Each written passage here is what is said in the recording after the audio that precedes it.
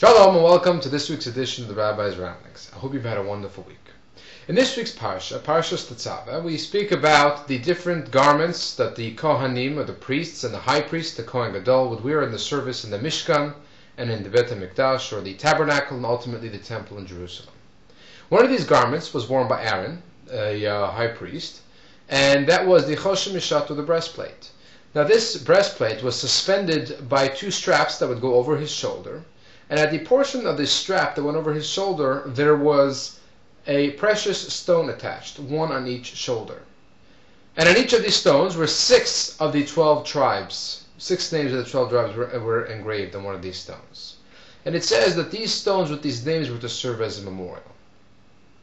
Now the question is, a memorial to what? What was the purpose? What were we trying to remind Aaron with having these names on his shoulders? So it is brought down that there was a twofold lesson. Firstly, when we look at prayer, we see that prayer actually is not a time when we're thinking about ourselves. If you look at the prayers themselves, it never says bless me, never says feed me.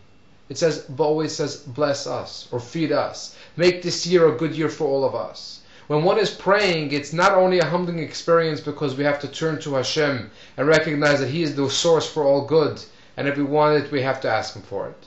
But also, when we are asking, we're not asking for ourselves alone. We're asking for those around us. But there is a second lesson here to be learned. And that is that if one can influence an entire city, then the sins of their entire city is on their shoulders. And let me explain. These names of the tribes were on Aaron's shoulders to remind him that he has a responsibility. Being that he's in the position of a high priest, therefore he carries influence with them. If they do not become better people, the fault lies with him. He should have been a better leader. He should have inspired them.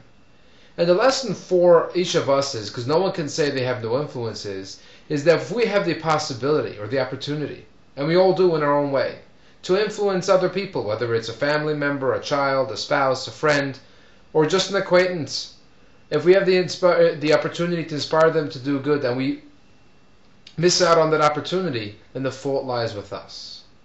So with these two thoughts going forward, let's hope that we have a wonderful week and a Shabbat Shalom.